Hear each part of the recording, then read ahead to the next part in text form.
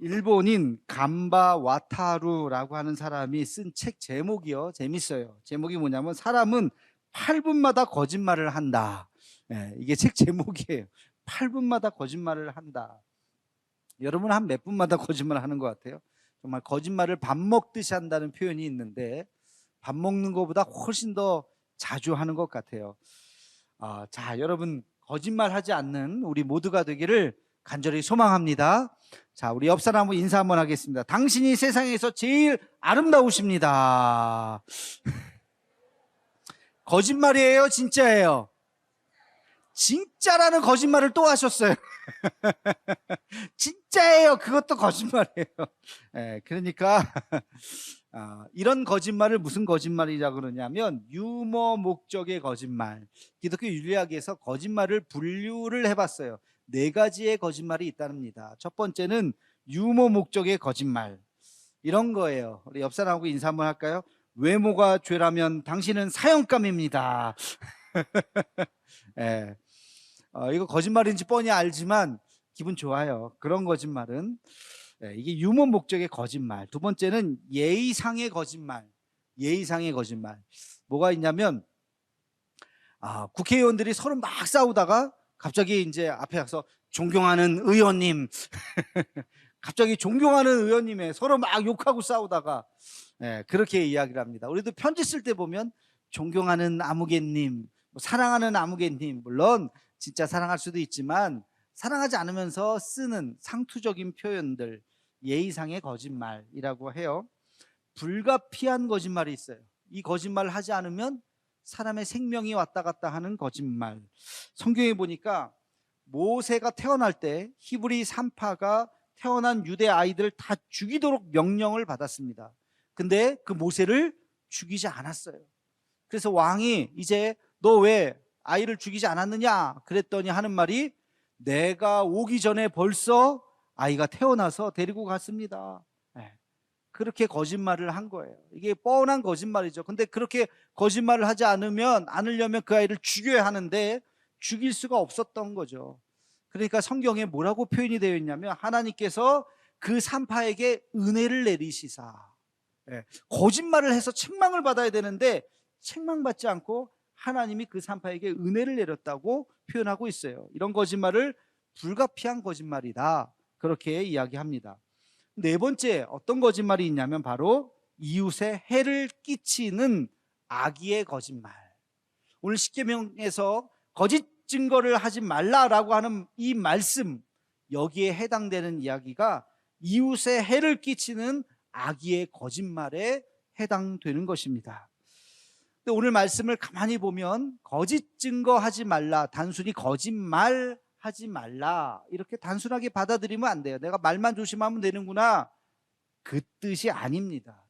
이 거짓 증거라고 하는 히브리 원어를 보면 에드사케르라고 하는 단어를 쓰는데 이 뒤에 있는 사케르라고 하는 것은 거짓되다, 허황되다, 없는 것을 있다고 이야기한다, 이런 것 표현이에요. 이 앞에 있는 에드라고 하는 단어는 증거라고 하는 의미도 있지만 그 증거를 제시하는 사람, 그 증언을 하는 사람이에요. 그 사람을 에드라고 이야기합니다. 그러니까 없는 것을 있다고 말하는 그 사람. 그러니까 이 거짓 증거하지 말라라고 하는 이 말을 사실은 이렇게 번역해야 됩니다. 너는 거짓말하는 사람이 되어서는 안 된다. 그 존재에 대한 경고입니다. 행위에 대한 경고가 아니라 그 존재에 대한 경고예요. 사람들이 너의 말을 믿을 수 있는 그런 신뢰의 사람이 되어야 한다는 거예요. 사람들이 여러분의 말을 믿을 수 있습니까? 우리는 내가 하는 말을 사람들이 믿을 수 있는 신뢰하는 존재가 되어야 하는 것입니다. 그렇지 않으면 엄청난 혼란이 올 수 있어요. 여러분, 이 말씀이 3,500년 전 그 유대 땅에서 아무것도 없을 때 사람들에게 내리신 말씀이라고 한번 상상을 해봅시다. 사람들의 이 말이 얼마나 중요한가. 오늘날에는요, 물건을 누가 훔쳤어요? 그러면 그 증인이 있던 없던 이 사람의 죄가 증명될 수가 있어요, 없어요? 있어요. 뭐가 있어요? CCTV가 다 있습니다. 요즘에는 그래요. 근데 3,500년 전 생각해 보세요. CCTV가 있습니까? 무슨 과학 수사가 있습니까? 지문이 남습니까? 뭐가 있습니까? 사람이 증거가 되는 거예요. 사람이 증언을 해줘야 돼요. 아, 저 사람이 물건 가져간 걸 내가 봤어요 라고 얘기를 해야 돼요. 자, 그런데 내가 저 사람이 물건 훔치는 걸 봤습니다 했는데 그 사람이 믿을 만한 사람이 아니라면, 에이, 저 사람 지난번에도 거짓말했어요, 지금도 거짓말이에요, 그러면 에이, 저 거짓말이네, 아무도 안 믿어요. 그러면 범인은 좋겠죠. 예, 아, 다행이다. 근데 그 사람이 믿을 만한 사람이라면, 내가 저 사람 물건 훔쳐가는 걸 봤습니다 그러면 아, 저 사람은 거짓말할 사람이 아니야, 그러면 당신이 훔쳐간 거 맞네 하면서 추궁을 해서 자백을 받아낼 수 있는 거죠.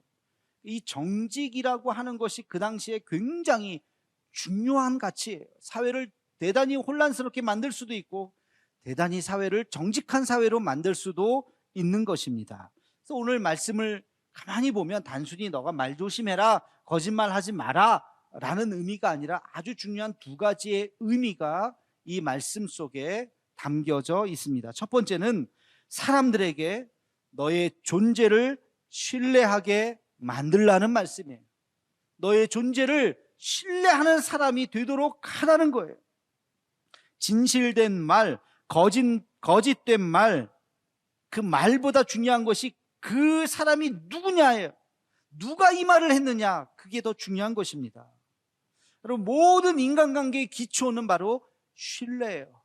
우리가 신뢰할 수 있는 사람과 사귀는 것이고 신뢰할 수 있는 사람과 친구가 되는 것입니다. 그렇지 않겠습니까? 모든 관계의 토대는 신뢰에서 시작되는 것입니다. 신뢰하지 않는 사람과는 더 그 관계가 깊어질 수가 없습니다. 만약에 부부관계가 신뢰가 깨졌다, 어떻게 살겠어요? 무슨 말을 할 수 있겠어요? 무슨 내밀한 이야기를 할 수 있겠습니까? 그 관계는 헤어질 수밖에 없습니다. 친구 관계가 있는데 친구 관계가 깊어지기 위해서는 서로 신뢰의 관계가 되어야 돼요. 어느 날 내 가슴 아픈 나의 마음을, 내 고민을 털어놨는데 그 얘기가 하루 이틀 만에 다 퍼졌다. 어떻게 친구가 되겠습니까? 다시는 그 사람하고 이야기할 수 있겠어요? 못 만나는 거예요. 사람과의 관계는 신뢰가 아주 중요한 것이죠. 여러분, 사업할 때는 더더군다나 그렇지 않겠어요? 거래처, 네. 물건을 먼저 받고 내가 언제까지 돈을 줄게? 그러면 돈을 줘야 돼요.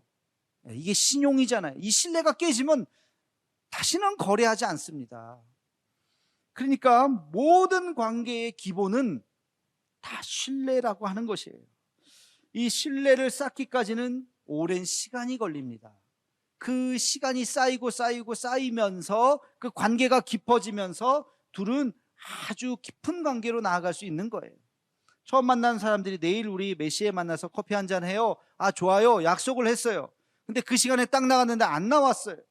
전화를 했더니 아이고 미안해요, 내가 깜빡했네요. 신뢰할 수 있겠어요? 그 사람은 이제 신뢰 금이 쫙 가는 거예요. 아, 저 사람하고 약속 조심해야 되겠다. 또 저럴지도 모른다. 여러분, 관계라고 하는 것은 작은 약속을 쌓고 쌓으면서 그 신뢰가 단단해지는 겁니다. 기업들이요, 물건을 팔 때 이 물건을 잘 만드는 것보다 더 중요한 게 있어요. 물건을 잘 만드는 것보다 더 중요한 게, 그게 뭔지 아세요? 기업 이미지예요. 기업 이미지. 이 핸드폰 같은 거 삼성에서 만들었다 그러면 아, 뭐 보나마나 잘 만들었겠네, 세계 인류 기업이니까. 근데 미안한 얘기지만 중국의 어디 이상한 듣도 보지도 못했던 기업에서 그럴싸한 핸드폰을 만들었다, 여러분 사시겠어요? 저는 안 살 것 같아요. 아무리 겉모습이 멋있어 보여도 저거 믿을 수 있나? 살 수가 없어요. 그래서 기업은 물건을 만드는 것보다 기업 이미지를 만드는데 훨씬 더 아주 관심이 큽니다. 실예가 하나 있어요. 그게 뭐냐면 1970년대 80년대 일본에서 자동차를 만들어서 미국으로 수출했습니다. 일본 사람들이 자동차를 잘 만들었어요. 근데 저가 자동차는 그래도 좀 팔렸어요. 근데 좋은 차를 만들었는데 고가 자동차를 만들었는데 하나도 팔리지 않는 거예요. 미국 사람들이 생각할 때 아유, 일본이 무슨 70년대 80년대만 하더라도 아이고 쟤네가 무슨 뭐 이렇게 좋은 차를 만들겠어. 그냥 싸구려 차나 만들겠지. 차를 안 사는 거예요. 그래서 그 회사가, 일본 자동차에서 도요다라고 하는 회사가 저 도요다라고 하는 마크를 떼고 새로운 마크를 만들었습니다. 그게 바로 렉서스입니다. 렉서스. 렉서스는 도요다에서 만든 고가 브랜드예요. 도요다라고 하는 이름을 다 빼버렸어요. 그리고 저 렉서스라고 하는 브랜드를 만들어 가지고 좋은 차를 만들었더니 성공했어요. 미국에서 아주 좋은 차라고 하는 인식을 갖게 되었습니다. 지금도요, 미국 사람들 렉서스 하면, 우리도 그렇지 않아요? 여러분, 렉서스 타면 와 좋은 차네. 예. 그런 인식을 만들었어요. 똑같은 전력으로 성공한 회사가 있어요. 그게 바로 현대예요. 현대. 현대자동차도 저 마크를 가지고 열심히 수출했어요. 저가 차량은 열심히 많이 잘 팔았어요. 근데 좋은 차를 팔아야 되는데 아무리 잘 만들어도 사람들의 인식은 저건 싸구려 차라는 인식이 있었어요. 그래서 현대에서 2015년도에 미국 수출하면서 새로운 브랜드를 하나 만들었습니다. 그게 바로 제네시스예요. 제네시스. 현대라는 말을 쓰지 않아요. 제네시스 하면서 고가 브랜드에 성공했어요. 그래서 저 제네시스는 미국 사람들도 굉장히 좋아하는 좋은 차라고 하는 인식을 갖게 되었던 것입니다. 그럼 기업의 브랜드 가치는 아주 중요한 거예요. 그래서 브랜드 가치 랭킹이 막 나와요. 물건 하나도 안 만들어도 그 기업의 브랜드를 가지고 뭔가를 뭐든지 만들면 아주 잘 팔리는 거죠. 여러분, 이 이야기는요, 사람도 마찬가지입니다. 사람도 그 이름 석자 옆에 눈에 보이지 않는 가로 해놓고서 그 사람에 대한 가치가 쓰여져 있어요. 믿을 만한 사람, 믿지 못할 사람, 절대 믿어서는 안 될 사람. 여러분, 사람의 이름 옆에 그게 쓰여 있다고요. 어떤 일을 같이 할 때, 처음 할 때는 모르죠. 저 사람이 어떤 사람인지 몰라요. 작은 일을 같이 하나, 둘, 셋 하다 보면 그 사람이 일을 하는 태도, 자세, 헌신, 수고, 이런 것들 옆에서 이렇게 보면서, 야, 저분은 참 훌륭하네, 대단하네, 저렇게 작은 일에 정말 충성하네, 믿을 만한 사람이네 라고 하는 인식이 하나씩 하나씩 쌓이기 시작하는 겁니다. 그래서 그 사람을 보면 어느 순간 신뢰하게 돼요. 무슨 말을 해도 그래, 그 사람이 말하는 거는 믿을 수 있어 하고 말하게 되는 겁니다. 여러분, 성경에 그것을 뭐라고 이야기하느냐? 너희는 그리스도의 향기가 되라고 이야기합니다. 사람에게 무슨 향기가 나겠습니까? 향수를 뿌리지 않는 이상. 그런 향기 말고 그 사람의 이렇게 움직이면서 그 사람을 보면 그 사람이 어떤 사람인지, 신뢰할 수 있는 사람인지 신뢰하지 못하는 사람인지 알 수가 있는 거예요. 너희는 세상에 신뢰받는 사람이 되라. 그리스도의 향기가 되라. 그리스도의 편지가 되라. 이것이 예수님의 말씀인 것입니다. 세상은 예수 믿는 사람들에게 별명을 붙여주었습니다. 첫 번째 별명이 뭔지 아세요? 예수쟁이. 예수쟁이라는 별명이 있었어요. 옛날에, 그렇죠? 예수쟁이는 예수님 믿는 사람들을 조금 비하하고 조금 뭐 비판하는 그런 뉘앙스이긴 하지만 아주 부정적인 이야기는 아니에요. 저 사람 예수쟁이야 그러면 이런 느낌인 거예요. 고집이 세고 타협할 줄 모르고 말이 많고. 왜 말이 많아요? 우리는 전도해야 되니까. 말이 많고, 그리고 우리는 왜 고집이 세요? 오직 예수니까. 타협하지 않습니다. 그렇죠? 그러니까 꼭 주일날은 교회 가야 되고, 그러니까 고집쟁이, 타협하지 않는 사람, 말 많은 사람, 그러나 신실한 사람, 정직한 사람, 바르게 살려고 애쓰는 사람이라고 하는 느낌이 예수쟁이 안에 있는 거예요. 꼭 나쁜 뜻은 아니에요. 저 사람 예수쟁이야 그러면 하나님 앞에서 바르게 살려고 하는 사람이라고 하는 인식이 있어요. 근데 어느덧 예수쟁이라는 말을 쓰지 않습니다. 세상에서 예수 믿는 사람들을 이제는 그렇게 부르지 않고 다르게 불러요. 뭐라고 불러요? 개독교인, 이렇게 불러요. 저 개독교인. 물론 악의적인 표현입니다만 그게 어느덧 세상 사람들이 정말 그냥 함부로 그렇게 부르는 표현이 돼버렸어요. 기독교인이라고 하는 것은 긍정적인 의미가 하나도 없습니다. 시끄럽고 이기적이고 비도덕적이고, 앞에서는 신실한 척 잘하는 척하지만 뒤에서는 딴짓하는 사람, 정직하지 않은 사람, 세상에 대해서 아주 민폐거리, 그런 의미가 바로 개독교라는 표현이에요. 너무나도 참 안타깝습니다. 교회가 세상을 걱정하면서 기도해야 되는데 세상이 교회를 보면서 손가락질하면서 걱정하는 시대를 우리는 지금 살아가고 있는 것입니다. 너무나도 뼈아픈 별명이에요. 사실은 이 별명을 바꿔야 됩니다. 가끔 전도하다 보면 이런 분들을 만나게 돼요. 교회를 이렇게 나오세요 하고 뭐 이렇게 선물도 주고 그러면 미안해서라도 아유 그냥 말이라도 한번 나갈게요 할 텐데, 어떤 사람들은 난 절대 교회 안 나가요. 마음이 탁 다쳐서 그런 얘기를 해요. 왜 안 나오세요? 그랬더니 하는 말이, 옛날에 나 돈 띄어먹고 나 도망간 사람이 예수쟁이였어요. 교회 다니는 사람이었어요. 그러면서 내가 그때부터 나 교회 다니는 사람들하고 내가 상종을 안 한다고 욕을 하는 거예요.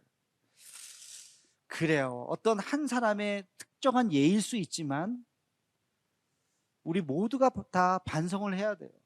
우리가 다 반성을 해야 됩니다. 우리 기독교가 어느 날 사람들로부터 그런 인식을 갖게 되는 것은 아닌가. 다시 한번 정직과 진실에 대해서 다시 한번 우리가 가슴에 새겨야 되는 말씀입니다. 거짓 증거하지 말라, 말 조심해라, 그런 말 하지 마라, 그런 뜻이 아니에요. 너 자신이 세상이 볼 때, 사람들이 볼 때 신뢰할 만한 사람인가, 너는 그것을 기억하라는 겁니다.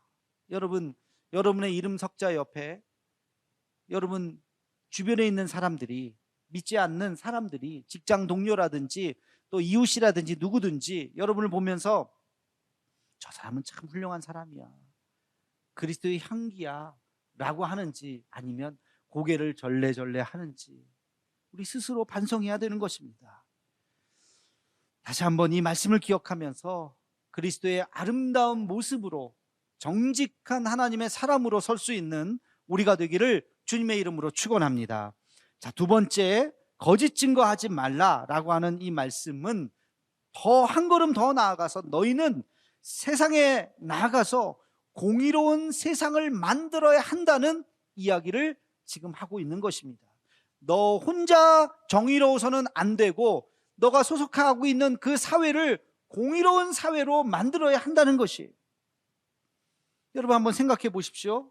거짓말하는 사람이 대다수라고 생각해 봅시다. 그러면 내가 정직한 말을 한들 사람들이 믿을까요? 안 믿을까요?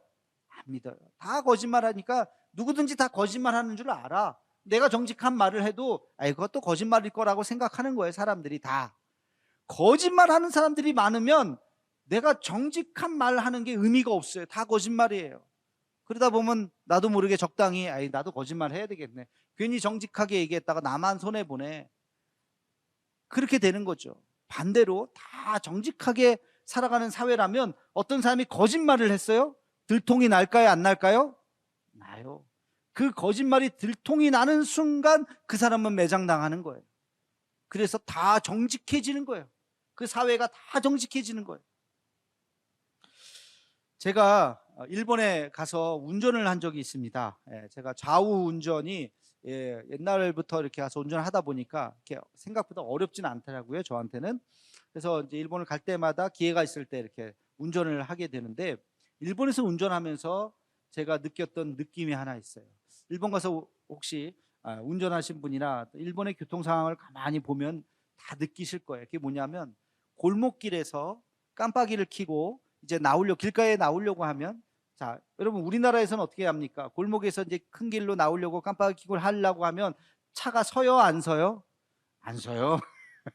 쫙 다 지나가요. 그럼 어떻게 나가야 돼? 요령껏 자기가 알아서 막 눈치껏 삐짓고 나가야 돼요. 아니면 차가 다 지나갈 때까지 기다리던가, 그죠? 근데 일본에서도 똑같은 상황이에요. 건널목에서 이제 그 골목에서 나가려고 이렇게 깜빡이 켜고 이렇게 있는데 차가 쓰는 거예요, 내 앞에서. 뒤에 차들이 쭉 있는데 차가 쓰더니만 가라 그러는 거예요. 그래서 고맙습니다 하고서 갔어요. 저 사람이 참 착한 사람인가 보다. 또 그런 경우가 있는데 또 서는 거예요. 또 가라는 거예요. 3번이나 그걸 경험을 했습니다. 그리고 또 운전하다 보니까 반대가 됐어요. 어떤 사람이 골목길에서 나오려고 깜빡이 켜고 있어요. 내가 가다가 그 차를 봤어요. 제가 섰을까요? 안 섰을까요? 섰죠. 저도 양심이 있는데 배를 받았으니까 당연히 섰습니다. 가라고. 그러니까 고맙다 그러면서 가더라고. 이게 교통 문화로 자리 잡았더라고. 서로 양보해 주는 거예요. 네. 야. 그래서 저 같은 사람도 일본 가서 운전하니까 되게 얌전하게 운전하게 돼. 한국에 딱 왔더니 다시 한국 버전으로 운전해야 돼요. 네. 그게 그런 사회가 어떤 사회 속에서 우리가 있느냐가 아주 중요한 거죠. 여러분, 우리 사회가 정직하지 않은 사회다. 지도자를 뽑을 때 잘 뽑아야 됩니다. 지도자의 조건이 2개요. 능력이 있어야 돼요. 실력이 있어야 돼요. 또 하나는 정직해야 됩니다. 도덕성이 있어야 됩니다. 근데 그 중에서 여러분 선택하라 그러면 도덕성을 선택해야 됩니다. 능력은요, 그 정도 위치에 올라가면 다 비슷해요. 그리고 지금 우리 한국 사회도 다 이제 시스템으로 돌아갑니다. 한 사람에 의해서 좌지우지 되는 것이 아니에요. 정당과 조직에 집단 지성이 있어서 그것으로 돌아가는 거지. 그러나 그 사람이 정직한가 정직하지 않은가, 한 사람이 비리를 저지르면 굉장히 큰 아주 어려움을 겪게 되는 것입니다. 비도덕적인 사람이 지도자가 된다면 그것을 보는 다음 세대들은 어떻게 될까요? 저런 사람 저렇게 해도 국회의원이 되는구나, 저렇게 해도 장관이 되는구나, 저렇게 해도 대통령이 되는구나, 수단과 방법을 가리지 말아야지, 정직하게 살 필요 없네, 남을 밟고 일어서도 되겠네. 아이들이 은연중에 그것을 배우게 되는 것입니다. 그래서 여러분, 지도자를 뽑을 때 잘 뽑아야 돼요. 교회에서도 마찬가지고 세상에서도 마찬가지. 우리 지도자들은 아주 도덕지수가 높아야 되는 것입니다. 그렇지 않으면 우리 사회는 한순간에 무너질 수가 있어요. 오늘 말씀, 거짓 증거하지 말라. 근데요, 그 말씀 앞에 수식어가 있어요. 내 이웃에 대하여. 내 이웃에 대하여 거짓 증거하지 말라. 여러분, 내 이웃에 대하여, 이게 무슨 뜻일까요? 모든 관계 속에서, 우리의 모든 관계 속에서 거짓 증거하지 말라야 되는 거예요. 모든 관계 속에서 우리는 정직한 사람으로 서 있어야 하는 것입니다.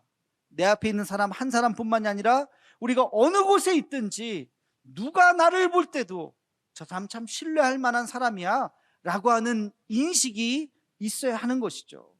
그럴 때 우리는 정의로운 사회를 만들어갈 수 있는 것입니다. 교회가 정의로운 사회를 만들어가는데 앞장서야 되는 것이죠. 여러분, 우리가 함께 같이 기도할 때, 이 나라 이 민족을 위해서 기도할 때 우리는 이런 기도를 해야 됩니다. 하나님, 이 나라가 공의로운 사회가 되게 해 주옵소서. 여러분, 공의로운 사회는 어떤 사회입니까? 지도자들이 정직한 지도자예요. 모든 사람들이 차별 없이 다 평등해야 됩니다. 법 앞에 평등해야 됩니다. 돈 있다고 봐주고 돈 없으면 더 죄를 더 크게 묻고 그래서는 안 돼요. 유전무죄, 무전유죄. 돈이 있으면 죄를 지어도 무죄가 돼. 변호사들이 막 해갖고. 거꾸로 돈이 없으면 없는 죄도 만들어갖고 죄인을 만드는 이런 사회를 만들면 안 된다는 것이죠. 여러분, 누구나 다 법 앞에 평등하고 그리고 공의가 살아있는 이런 사회를 우리는 만들어야 할 것입니다. 거짓 증거하지 말라. 그러면 이 말씀을 우리가 가슴에 새기고 나부터도 하나님 앞에 정직하고 사람들이 나를 볼 때 정직한 사람으로 볼 것인가, 다시 한번 우리가 우리 자신을 되돌아보고 교회, 가정, 우리 사회, 이 지역, 우리 대한민국이 하나님의 공의로 가득할 수 있는 그런 나라가 되기를 주님의 이름으로 축원합니다.